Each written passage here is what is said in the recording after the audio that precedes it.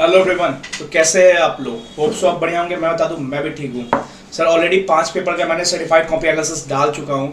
आज मैं direct tax का कॉपी एनालिसिस डालने वाला हूँ सर। डायरेक्ट टैक्स अगर मैं सच बताऊँ तो 8 पेपर में मेरे को सबसे हार्ड लगा था डायरेक्ट टैक्स। इस बार दिसंबर 21 में सर हार्ड क्यों लगा था? क्योंकि हर क्वेश्चंस में कुछ ना कुछ न्यू प्रोविजंस थे, न्यू एडजस्टमेंट्स थे जो कभी पुराने कभी पहले देखे नहीं गए थे। ठीक है, चलो सर ठीक है, अपनी बात अपनी जगह पे ठीक हो आप। पेपर हार्ड था, सच में हार्ड था। पेपर हार्ड था, लेंदी भी था, बहुत टाइम कंज्यूमिंग था।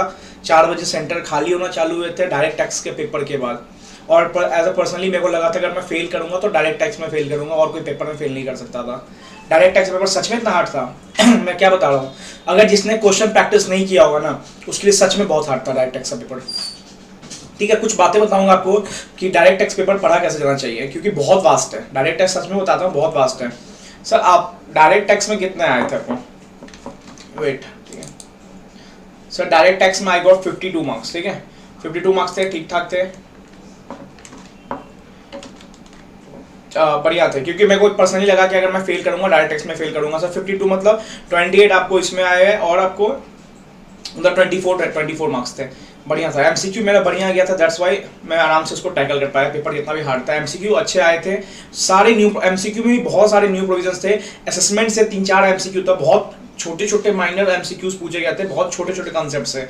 बट थैंक्स टू बाबा पुराना सर की उनकी कम्पैक्ट कंपाइलर ने एज ए सेवियर टाइप ये काम किया था। चलो एक एक करके स्टार्ट करते हैं पेपर को। सबसे पहले मैंने स्टार्ट किया, हाँ पेपर बहुत हार्ड था। मैंने पर्सनली मैं जितना पेपर 8 पेपर दिया हूँ, इसमें मेरे को ना डर लगा था कि यार ये पेपर ऊपर नीचे जा सकता है मेरे अंदाज से, मेरे लिए। बट मेरे को पता था यार, इंटर में मैं ना जस्ट लाइक ऐसा ही फेस किया था कि इंटर में पेपर भी सब कुछ अच्छा गया था, लास्ट में टैक्स हार्ड आ गया था। बट एज ए टिकना आपको बैठे रहना पड़ेगा, 3 घंटे बैठ के आपको पेपर लिखना पड़ेगा। ठीक है, तो क्वेश्चन नंबर 3 ए से मैंने स्टार्ट किया था कि मेरे को लगा यार क्वेश्चन नंबर 3 मैं टैकल कर सकता हूँ। क्वेश्चन नंबर 3 मेरे को कहीं ना कहीं देखा हुआ है सारा है। चैरिटेबल ट्रस्ट का क्वेश्चन था, न्यू क्वेश्चन था, बट ऐसा सेम क्वेश्चन आरटीपी में घुमा हुआ था, लगभग थोड़ा सेम क्वेश्चन। ठीक है, क्वेश्चन नंबर 3 ये देखना आप, ये था कॉर्पस वो एग्जिट टैक्स वाला क्वेश्चन था। ये अच्छा क्वेश्चन था, बहुत अच्छा फ्रेमिंग था, टाइम कंज्यूमिंग था, और एक एक एडजस्टमेंट्स पूछे गए थे इसके अंदर। सच बता रहा हूँ, एक एक एडजस्टमेंट्स पूछे गए थे, मतलब पूरा खोल के रख दिया इस क्वेश्चन को अच्छे से एडजस्टमेंट्स के मामले में। अब देख सकते हो ये 8 नंबर क्वेश्चन तो यहाँ चालू हो रहा है, और एक एक एडजस्टमेंट्स पूछा गया। Book value of shares, market value, securities, jewellery सब पूछ दिया गया इसमें। ठीक है सर, स्टार्टिंग किया मैंने, हाँ सेक्शन याद था, मैंने स्टार्टिंग किया एग्रीगेटेड इनकम बोलते हैं इसको, fair value minus book value of liabilities होता है। मेन इसमें गेम था यहाँ पे वर्किंग नोट्स का, कि land and building of fair value पे दिखाते हैं, एग्रीकल्चर इनकम नहीं इंक्लूड होता। देखो मैंने ना फुल्ली एग्जाम लिख के काट दिया, मैंने गलती किया, एग्रीकल्चर इनकम नहीं इंक्लूड होता है। बट मेरे को ध्यान नहीं था यार कि एग्जिट टैक्स में एग्रीकल्चर इनकम इंक्लूड होता है कि नहीं होता है। ठीक है, यहाँ पर देखो एग्रीकल्चर इनकम का क्वेश्चन था, land and building is acquired after agriculture income. मेरे को लगा कि एग्रीकल्चर लैंड शायद नहीं होता है, एग्रीकल्चर इनकम टैक्सेबल होगा, बट बाद में देखा कि एग्रीकल्चर इनकम ही एग्जेम्प्ट होता है। तो ये थोड़ा मिस्टेक मैंने हुआ। देखो पहले मैंने लिखा, फिर मैंने ना उसको काट के गलत कर दिया। मतलब पहली बार जो लिखते हैं सही लिखते हैं, ठीक है, ऐसा नहीं है, होता कभी। ठीक है, ये सब मेरा प्रॉपर सही था। इन्वेस्टमेंट अनकोटेड शेयर्स मैंने डाल दिए, जितना मेरे से हुआ मैंने प्रॉपर वर्किंग दिखाया। टोटल मार्केट वैल्यू एसेट दिखा दिया, लैंड 50 लाख रुपीज़। ठीक है, लेकिन मेरे को यहाँ पे लैंड एग्जेम्प्ट होना चाहिए था क्योंकि ये एग्रीकल्चर इनकम से आया था, तो बट थोड़ी गलती हुई है। फिर वर्किंग नोट, देखो वर्किंग नोट प्रॉपर दे के आना। आपका आंसर कितना भी क्यों ना कंसाइज वे में हो, वर्किंग नोट आपका प्रॉपर आना चाहिए, क्योंकि हाफ मार्क्स क्वेश्चन में वर्किंग नोट के मिलते ही मिलते हैं। अगर 6 मार्क्स का क्वेश्चन तो 2 नंबर आपको वर्किंग नोट का मिलेगा, तो थोड़ा ध्यान रखना पेपर में। ठीक है, तो जैसा मैंने एक्सपेक्टेशन था कि इसमें मेरे को थोड़ी गलती हुई, तो एक गलती से मेरा टोटल आंसर गलत हो गया होगा, क्योंकि जब आंसर गलत हुआ होगा तो एग्रीगेटेड इनकम भी गलत हुआ होगा, फिर एग्जिट टैक्स भी गलत हुआ होगा। ठीक है, तो ये जब मेरा यहीं पे गलत हो गया, क्योंकि इसमें वो लैंड इनकम आता ही नहीं, तो ये भी गलत हुआ होगा। जब ये भी गलत हुआ तो ये भी गलत हो गया होगा। तो इसमें कितना मिला sir? 4.5। I am much happier कि हाँ 4.5 मेरे को मिला, जितना मैंने एक्सपेक्टेशन किया था। इसमें मैंने बोला भी था कि मेरे को शायद 4 मार्क्स ही मिले, क्योंकि नंबर कटे हैं। नंबर कटे जायज़ भी था कि हाँ एक गलती हुई, छोटी गलती से लेके आपको लास्ट टैक्स तक गलत हो जाता है इसमें, बट स्टेप मार्किंग मिलते हैं। वर्किंग नोट प्रॉपर लिख कर ना, वर्किंग नोट का मार्क्स मिलेगा। ठीक है, अब क्वेश्चन नंबर 3B की बात करते हैं। सर 3B क्या था? 3B बहुत अच्छा क्वेश्चन, 115 BAC था। इसमें सेम क्वेश्चन है, DTAA का था, बहुत जगह ये क्वेश्चन पूछा गया था DTAA का। ठीक है, सर ऐसा सेम क्वेश्चन नहीं बोलूंगा, बट लगभग मिला हुआ क्वेश्चन आरटीपी में था। मैं एक बात बताता हूँ, लास्ट टाइम के लिए मैं एक बात बताऊंगा, क्वेश्चन करके जाना, कुछ ना कुछ क्वेश्चन करके जाना, मैं लास्ट में बात करूंगा इसके बारे में।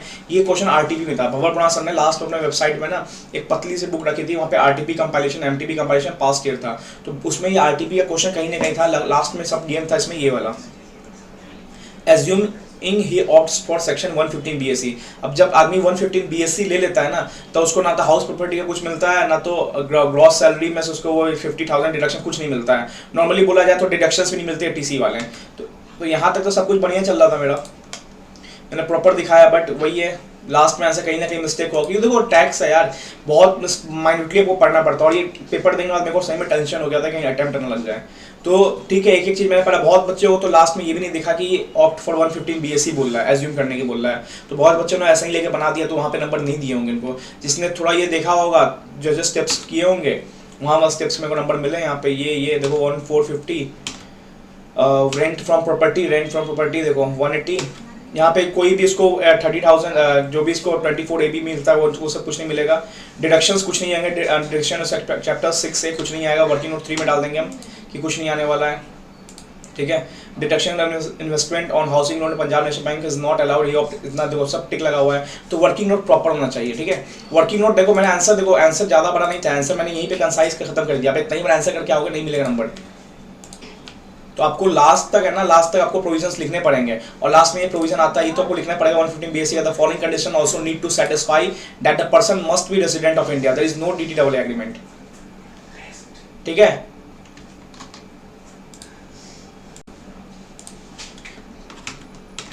ठीक है, तो ये सारे प्रोविजंस आपको डालने पड़ेंगे अपने एग्जाम में। प्रोविजंस बहुत मैटर करता है। आपको टैक्स में कैलकुलेशन बिल्कुल सही भी ना हो, ऐसा हो भी नहीं पाएगा, बट आप प्रोविजंस लिख के आओगे ना, हाफ नंबर मैं गारंटी देता हूँ आपको मिलेगा जितना क्वेश्चन होगा, प्रोविजन प्रॉपर होगा तो ठीक है। यहाँ पे मेरे को 3 नंबर मेरा कैलकुलेशन का नंबर कटे है, बट 3 नंबर मेरे को प्रोविजंस के प्रॉपर मिल रहा है, ठीक है।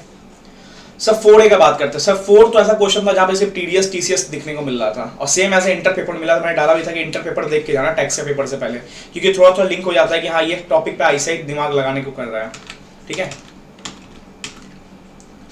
4 देखो 4 में था, फर्स्ट था TDS बताने के लिए एप्लीकेबल है या नहीं है।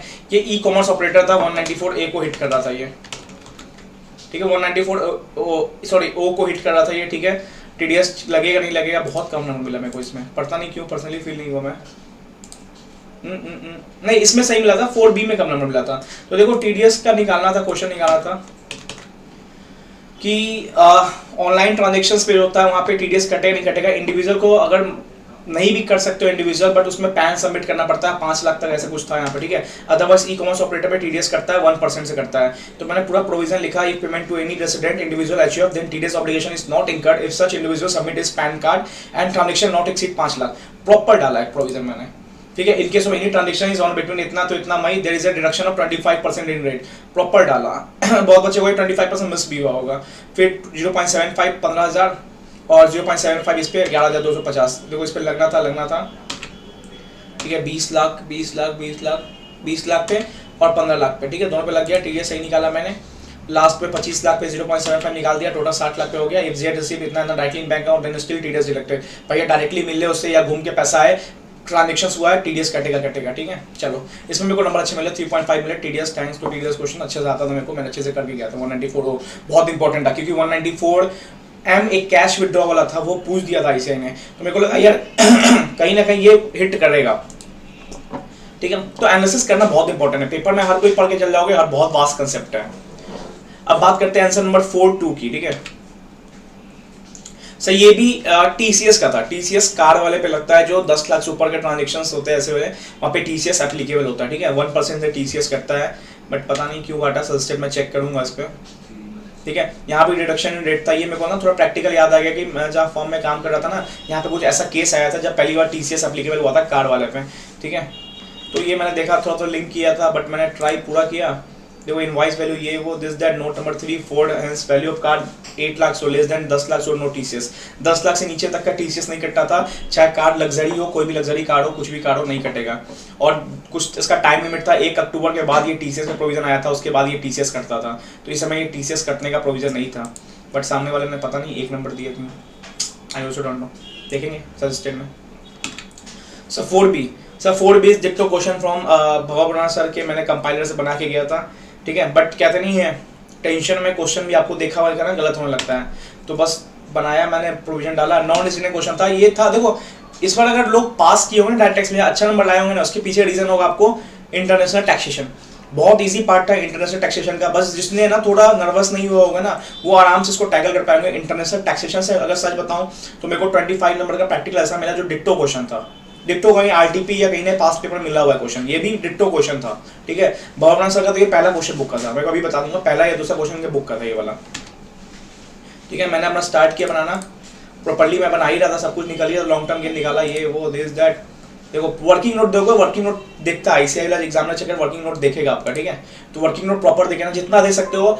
जब पेपर हार्ड आए ना तो कोशिश करना वर्किंग नोट पे ज्यादा ध्यान देने का, उसको समझाओ कि टैक्स मैंने पढ़ के आया हूँ, मैं टैक्स अच्छे से आता है मेरे को, ठीक है। आंसर गलत आ सकता है, कोई माइंड मिस्टेक्स हो के आंसर मेरा गलत हो सकता है, बट उसको पढ़ाओ कि देखो टैक्स में ये होता है, टैक्स में वो होता है, वो देखेगा हाँ यार इस बंदे में दम है, टैक्स इसको आता है। कैलकुलेशन मिस्टेक किससे नहीं हो सकता यार, कैलकुलेशन मिस्टेक सबसे हो सकता है। अब ये प्रॉपर कैलकुलेशन आप टैक्स आप प्रैक्टिकल नहीं निकाल पाते हो, थ्योरी तो दूर की बात है, तो एडजस्टमेंट्स होते हैं एग्जाम, वो एग्जाम का टेंशन 3 घंटे का, ठीक है।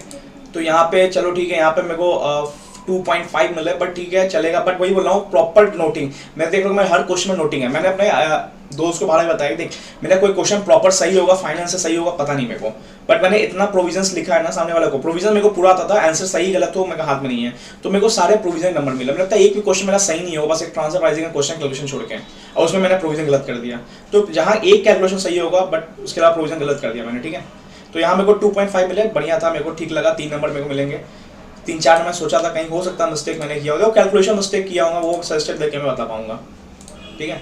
बट देखो प्रेजेंटेशन ऐसे ही होनी चाहिए कि आराम से आप उसको प्रेजेंट कर पाओ, थोड़ा बारे में ज्ञान लिख के आना, ऐसा नहीं कि बस क्वेश्चन उठाना धंधा धूम चालू कर देना, composition taxable paper refundable due for assessment year 21-22 particulars ये वो करके प्रॉपर अच्छे से आना।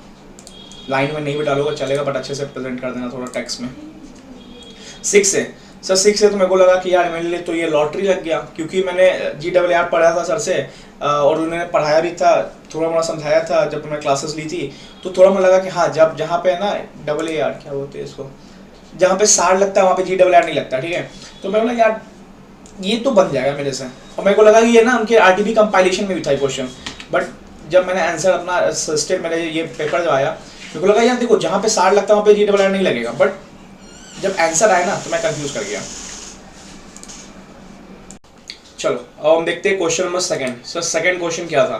Sir second question ditto study mat नहीं बोलूंगा मैं, स्टडी मैट में ही था, भगवान सर के कंपाइलर में क्वेश्चन था। इसमें बोलना था असेसिंग ऑफिसर के पास क्या क्या पावर है इन्वोक रिगार्डिंग बैंक गारंटी। मैं क्वेश्चन पढ़ के नहीं गया था, क्योंकि लास्ट के कुछ दिन में मैंने शायद असेसमेंट के क्वेश्चन शायद ही मैंने देखा था, जो मैं लिमिटेड क्वेश्चन देखा था, मैंने असेसमेंट के कंसेप्ट देख लिए थे, क्योंकि आप हर चैप्टर के क्वेश्चन नहीं दे सकते हो। प्रैक्टिकल जितना देख सकते हो मैं देख सकता था, बट असेसमेंट के मैं क्वेश्चन देखने बैठूंगा 40-45 क्वेश्चन नहीं हो पाएगा मेरे से। बट एक बार पढ़ा हुआ था, मेरे को ये आइडिया था, तो मैंने ट्राई मारा इस पे। हाँ मेरे को आ नहीं रहा था, बट मैंने ट्राई मारा, तो मैंने बस दिखाया कि bank guarantee is not involved इतना इतना। एक सेकेंड, ठीक है। तो ज़्यादा कुछ नहीं लिख पाया, बट मैं ब्लैंक्स छोड़ने से अच्छा लगा कि यार मैं कुछ तो अटेम्प्ट कर दूं। तो एज पर इतना assessing officer revokes provisional attachment only after taking prior approval from income tax authorities लेके आप कर सकते हो, रिवोक कर सकते हो। Yes assessing officer have empower to invoke such bank guarantee. तो कंक्लूजन का शायद नंबर मिल गया होगा 0.5, मेरे को आ नहीं रहा था क्वेश्चन, तो ठीक है। देखो कुछ नहीं मिलने से अच्छा कुछ मिल तो गया, 0.5 नंबर मिल तो गया मेरे को, जब नहीं कुछ क्वेश्चन आ रहा था तो ठीक है। सर नेक्स्ट क्वेश्चन क्या था? नेक्स्ट क्वेश्चन था थीम कैपिटलाइजेशन। ये ऐसा क्वेश्चन था ना जो भगवान सर के कंपाइलर का सबसे लास्ट क्वेश्चन था। ये बुक का ही मैं मानूं सबसे लास्ट क्वेश्चन था, बुक का लास्ट क्वेश्चन था थीम कैपिटलाइजेशन। तो मैं अपने फ्रेंड से बहुत पूछता था ये क्वेश्चन, जब मैं फ्लैट में था ना, फ्रेंड से पूछा भाई थीम कैपिटलाइजेशन क्या होता है, तो बस समझ आता देखिए कि तुम्हारे ना कंपनी में ना थिन मतलब पतली सी लाइन जा रही है, कैपिटलाइजेशन इक्विटी की, ज्यादा तुम डेप्ट लेके बैठे हुए हो, इंटरेस्ट दे रहे हो बाहर वाली कंट्री को, ऐसा समझाता था उसको। तो ये मेरे दिमाग में कंसेप्ट बैठ चुका था थीम कैपिटलाइजेशन। देखो बट इसमें एडिशनल कुछ और पूछ दिया था, कब कब लग सकता है 94B, तो वहाँ पे 1 करोड़ की लिमिट होती है। तो थिन कैपिटलाइजेशन मैंने लिख दिया most form company either financial with dept, either financial डेप्ट होता है या तो इक्विटी से फाइनेंस होती है। तो थिन कैपिटलाइजेशन क्या हो, यहाँ पे बहुत पतली लाइन जा रही है इक्विटी की, मतलब मोस्टली कंपनी में डेप्ट है, ठीक है। तो 94B में ऐसा ऐसा होता है। इसका फॉर्मूला मेरे को याद था, 1 करोड़ रुपीज़ होता है, amount is more than 1 crore rupees. Formula मेरे को याद था कि total interest minus 30% of EBIDTA, जो भी लोअर होता है या इंटरेस्ट टू एसोसिएट भी लोअर होता है वो डिसअलाउ होता है, ऐसे करके कुछ याद था मेरे को। तो जितना मैंने ट्राई मारा लिखा, मेरे को वहाँ प्रॉपर 1.5 मिले। मैं एक्सपेक्टेशन में था कि यहाँ पे 1 नंबर या 2 नंबर मेरे को मिलेगा और ये मिलेगा। सर डी नंबर क्या था? 2 टाइप्स ऑफ DTAA होता है, ठीक है। एक लिमिटेड होता है, कंप्रेहेंसिव होता है। लिमिटेड में कम बातें लिखी रहती है, कंप्रेहेंसिव पूरा डिटेल होता है कि किस किस बातें मुद्दे पे बात करने जाओगे। तो जितने वर्डिंग्स मैंने ये देखो, ये सब मैंने क्वेश्चन ना खुद से वर्डिंग बनाई, लिमिटेड DTA। और सर ये देखा होता है मेरा क्वेश्चन, देखो ये सब क्वेश्चन था मेरे प्योर न्यू था, ये सारा मैंने कंपाइलर देखा। तो एज अ सेवियर कंपाइलर मेरे लिए एज अ सेवियर था वो, ठीक है। तो डबल टैक्सेशन अवॉइडेंस एग्रीमेंट रहता है, लिमिटेड DTA का this type agreement 2 countries make a treaty for एक ट्रेटी एग्रीमेंट होते हैं for regarding specific provision, hence it will be royalty interest income, this type agreement is narrow. पता नहीं क्या लिखा मैंने, it's a both countries in limitation of boundaries. Comprehensive में क्या होता है, डिटेल में होता है रिगार्डिंग सब कुछ शेयर करना, इन्फॉर्मेशन ये वो। तो सामने ने काटा, इसने सही किया तो 1 नंबर मेरे को यहाँ मिला, ठीक है। देखो ये सब ऐसा क्वेश्चन था ना जहाँ मेरे को उम्मीद था कि 1 नंबर मिल जाए, मेरे लिए बहुत है। तो लिमिटेड मेरे को सही मिला, कंप्रेहेंसिव मैंने कुछ कुछ ज्ञान लगा दिया बट मेरे को नहीं मिला नंबर, परफेक्ट, ठीक है। अब 2B की बात करते हैं। सर क्वेश्चन नंबर 2 है ना, मेरे लिए लगा कि यार ये तो मेरे को सब आता है, क्योंकि 2 का ये पहला क्वेश्चन था ना एकदम कंपाइलर का कंट्रोल सी कंट्रोल भी। मैं क्या बोल रहा हूँ, कंपाइलर के क्वेश्चंस बीबी सर के, देखो स्टडी मैट करना डायरेक्ट टैक्स लिए बहुत वास्ट हो जाएगा। एक लौता ऐसा स्टडी मटेरियल था जो मैंने छुआ नहीं था डायरेक्ट टैक्स का, बट मैंने चेक कर लिया था कौन कौन क्वेश्चन कॉमन है। मैंने भरोना सर के कंपाइलर में चेक कर लिया, जो एडिशनल थे मैंने ऊपर में लिख देता था। सर 2 एक प्योर कंपाइलर क्वेश्चन था बट मैं ये नहीं कर पाया, क्यों? क्योंकि मैंने लास्ट टाइम इसको देखा ही नहीं। तो हर क्वेश्चन में वही बोल रहा हूँ, जब तक आप कंसेप्ट आपका अपने जगह पे है, बट कुछ क्वेश्चंस आप करके नहीं जाओगे ना, कम से कम आप वो कंसेप्ट धरा का धरा रह जाएगा। तो क्वेश्चंस करके जाना, ये मेरे को देखा हुआ था, मेरे को ये आ भी रहा था बट मैंने किया नहीं था। मैंने एक बार ही किया था, जिससे दोबारा में कभी हुआ नहीं है। तो एक बार के मैंने ये किया हुआ था बस, इसलिए मैं वो एग्जाम में आते ही मैं ब्लैंक हो गया, मैंने छोड़ दिया। Sir 2B transfer pricing, simple question, repeated question, ऐसा क्वेश्चन आया भी था, बनाया भी था मैं, और आंसर मेरा सही भी आया 2B का, ठीक है। निकालना था ये, इसमें शायद वो मेथड लगता था, आमलिन प्राइस पे निकलता ही है बट इसमें वो मेथड लगता था, तो मेथड मैंने नाम नहीं डाला है, ठीक है। इनडायरेक्ट कॉस्ट, डायरेक्ट कॉस्ट को ऐड करके प्रॉफिट मार्जिन ऐड करके कॉस्ट का निकलता था। देखो कॉस्ट का मार्जिन निकल गया, उसमें ऐड करके निकाल देते थे 1540, ये प्रॉपर आ गया। सर यहाँ पे मेरे को कितना नंबर आया इसमें? मेरे को सर इसमें मेरे को आया 3.5। सर 2.5 नंबर और क्यों कट गए? मैं जल्दबाजी में आ गया, एक्साइटमेंट में आ गया। मैं बोला any adjustment required to the total income. मेरे को लगा ना ये ऑलरेडी से ये आर्मनेस प्राइस पे है, आपको ही नहीं चाहिए, तो मैंने दिया so the actual price is less than आर्मनेस प्राइस। मैंने बोल दिया एक्चुअल प्राइस ऑलरेडी आर्मनेस प्राइस से लेस है, so no need to make any adjustment. ये मैंने जल्दबाजी में कर दिया। मैं जब घर आया ना फ्रेंड से डिस्कस किया, मैंने किया ये, तो फ्रेंड का तो ऊपर ये गलत हो गया, अब मेरा ये नीचे गलत हो गया। उसका तो कैलकुलेशन गलत हुआ बट इसने एडजस्टमेंट सही लिखा, मेरा कैलकुलेशन सही हुआ, नीचे मैंने एक्साइटमेंट एडमिशन गलत दिया। मैंने उसको पता ही नहीं कि भाई मेरा एडजस्टमेंट गलत हो चुका था। मैं खुद क्यों डिप्रेस लूँ खुद को। मैंने बोला ठीक है गलत हुआ 3 नंबर तो आया कम से कम, ठीक है। 3.5 मेरे को इसमें आए, परफेक्ट है। मैं सोचा भी था 3.5 ही आएगा। सर 2A का 2 सही, ऐसा क्वेश्चन था ना गवर्नमेंट वाला, जो ये ना जल्दी आता नहीं है, इसमें ज्यादा चांसेस है कैपिटल में क्वेश्चन स्लम से लाएगा, या 54 का सेक्शन में आता है 54C करके, उसमें से आएगा, या उस सब में ऐसा था। सर गवर्नमेंट कंपलसरी कमेंट कभी नहीं मैं देखता हूँ जल्दी आते हुए। सर ये मेरे को 0.5 कैसे मिल गया? इंटर में क्वेश्चन देखा था, वहाँ भी कहीं ना कहीं गवर्नमेंट कंपलसरी एक्विजिशन का कुछ कंसेप्ट था, तो मैंने एक है ना बस गो थ्रू किया उसको, गो थ्रू किया तो थोड़ा मोड़ा कंसेप्ट याद था मेरे को इसका थोड़ा मोड़ा कंसेप्ट याद था कि जो एडिशन मिलता है बाद वाला उसको अलग से ट्रीट करते हैं, तो मैंने बस प्रोविजन लिखा अच्छे से, एडिशनल को अलग ट्रीट करते हैं। 0.5 नंबर मिला मेरे को, ठीक है। देखो 0.5 करते करते इसमें 1 नंबर एक्स्ट्रा मिला, यहाँ पे 0.5 तो 1.5, यहाँ पे 0.5 तो 2 नंबर, 2 से 3 नंबर मिल गया यार, ठीक है। कुछ नहीं मिलने से अच्छा मैंने कुछ लिया तो वहाँ पे, ठीक है। अब आता था क्वेश्चन नंबर 1। सर देखो क्वेश्चन नंबर 1 मैं बोलूँगा कि आप इसके लिए कम से कम 25 मिनट टाइम देना, 20 मिनट कम से कम आपके पास टाइम होना चाहिए 14 नंबर के लिए। आप लास्ट में निकाल लो, लास्ट में जो भी क्वेश्चन हो उसको छोड़ के आप इधर आ जाना, जहाँ पे आप अंधाधुंध फाइटिंग करो उससे अच्छा यहाँ पे फाइटिंग करना अपनी। आप देखो स्टार्टिंग में आप 2-2.5 घंटे तो पूरे मेहनत करोगे, आप एमसीक्यू बनाओगे, एमसीक्यू टफ था डीटी का। 1-2 एमसीक्यू ऐसा था जो गलत भी लगा मेरे को, शायद मिसप्रिंट था, 74 की जगह 54 था, या 54 की जगह 74 प्रिंट हो चुका था, और मैं उसमें 20 मिनट अपना टाइम वेस्ट कर दिया। बहुत सारे बच्चे तो आधा घंटे करके पूरा कैपिटल निकालने लगे थे, तो मेरे को कहीं ना कहीं हिट लगा यार, ठीक है गलत लग रहा है एमसीक्यू, क्योंकि आ ही नहीं सकता आंसर। मैंने पूरा प्रॉपर बनाया, मैं दिखाता हूँ आपको, शायद इसमें होगा, शायद रफ पेपर में मैंने ही बना दिया कैपिटल गेन। एक सेकेंड, शायद लास्ट में होगा, ठीक है छोड़ो, देखते हैं बाद में देखेंगे। ठीक है। तो वो कहीं ना कहीं मेरे को लगा 4 नंबर का एमसीक्यू गलत था, कहीं ना कहीं मेरे को लगा, बट एमसीक्यू में कुछ कर नहीं सकते हैं, अपने हाथ में होता नहीं है हमारे पास कुछ, ठीक है। Sir first question just like आपके लिए सेवियर बनेगा, कोई भी क्वेश्चन आओ, जब जिसकी पेपर एनालिसिस देख लो यहाँ पे नंबर उठते हैं, बस क्या करना है, प्लस माइनस के खेल होता है यहाँ पे। आपके पास नेट प्रॉफिट निकला रहेगा, देखो इसमें नेट प्रॉफिट आपके पास निकला रहेगा, आपके पास net profit 1 crore 20 lakh rupees आएगा, बस इसके अंदर प्लस माइनस से गेम स्टार्ट कर देना। ऐड क्लोजिंग स्टॉक, ये आप जो पता ही होगा इसका ट्रिक आपको, ऐड एक्सपेंसेस, ऐड जहाँ जहाँ का सही आपका ट्रीटमेंट होगा वहाँ आपको प्रोविजन का नंबर मिलते जाएगा। तो ये जस्ट लाइक ए सेवियर होता है, इसको आप कम से कम 20-25 मिनट देना, जिस क्वेश्चन पे भी हो स्टार्टिंग करो, ठीक है, लास्ट में भी हो छोड़ छाड़ के आ जाना इस पे, क्योंकि इस पे आपको चांसेस अच्छे मिलने के। 14 में आपको 50% नंबर मिल रहा है, मतलब 7 नंबर मिल रहा है, बहुत अच्छा चांसेस इस पर स्कोर करने का। और ऐसे टफ पेपर भी ये सब 7 नंबर 6 नंबर बहुत सही होता है। देखो जहाँ जहाँ आपका जिसमें सही होगा वहाँ नंबर मिलते रहेगा। हाँ प्रॉपर आपका आंसर बिल्कुल सही नहीं आएगा, मेरे को तो लगता है कि शायद पूरे एग्जाम में आप देख लो तो शायद ही किसी का ये पूरा आंसर सही होता होगा, शायद हार्डली 10 to 20 स्टूडेंट्स का ये पूरा सही होता होगा, अदरवाइज कहीं ना कहीं कुछ ना कुछ छोटी एडजस्टमेंट होकर गलत हो जाएगी। बट नंबर मिलते हैं फर्स्ट क्वेश्चन में, अच्छे खास नंबर मिलते हैं, हर अटेम्प्ट में सबको नंबर मिलते हैं, 7 6 7 8 9 मिलता ही मिलता है, सिर्फ एडजस्टमेंट्स करने का, प्लस माइनस सही से करना, जो भी होगा प्रोविजन लिखते हैं ना, जहाँ ब्लैंक भी होगा उसके बारे में लिख के नहीं कि सिर्फ ब्लैंक मार देना। देखो जहाँ ब्लैंक होगा ना वहाँ पे पूरा provision penalty of breach of paper contracts breach of contract is allowed to expenditure hence it is not breach of law, ठीक है। तो ये पूरा ऐसे लिख के आना, इसमें ऐसा नहीं कि ब्लैंक छोड़ देना कि ऐसे करके, ठीक है, नहीं प्रॉपर लिख के आना, ठीक है। तो यहाँ पे मेरे को प्रोविजन लिखा मैंने, अच्छे खासा नंबर मिलेगा मेरे को यहाँ पे। देखो एम्प्लॉयमेंट नंबर डाला तो 1 नंबर मिला यहाँ भी, तो 6.5 नंबर मिले, मैं सेटिस्फाइड था यहाँ 6 नंबर में सोचा भी था इसमें 5 to 6 नंबर मिलेगी। तो सर टोटल मिला के मेरे को 28 नंबर स्कोर हो गया। मेरे को जहाँ तो उम्मीद था ना, मेरे को लगा कि एमसीक्यू मेरे साथ खराब गया, क्योंकि उस क्वेश्चन के बाद ना थोड़ा टेंशन आ गया कि मेरे को लगा यार मिस प्रिंट हो सकता है, बट कहीं ना कहीं दिमाग में था यार नहीं मिस प्रिंट हुआ। तो 4 नंबर 6 नंबर वो पूरा केस सिनेरियो था, 5 नंबर का, 5 क्वेश्चन का 10 नंबर का, और बोला जाए तो सिर्फ केस सिनेरियो चल रहा था इसमें। लास्ट में 3 क्वेश्चन पूछ दिया, 2-2 नंबर केस सिनेरियो, बीच में 10 नंबर केस सिनेरियो, स्टार्टिंग में 2-3 नंबर केस सिनेरियो, टनेज से आ गया क्वेश्चन, यार ये सब क्वेश्चन बहुत एमसीक्यू भी घुमा दिया गया था, बच्चे एमसीक्यू में ही घूमे रह गए थे। तो मेरे को लगा यार चांसेस कम है इसमें, ठीक है, बट मैंने फिर भी इसमें अच्छा खासा स्कोर एमसीक्यू किया, 24 प्लस उठ रहा है ना, तो बहुत अच्छा इसमें एमसीक्यू स्कोर है, ठीक है।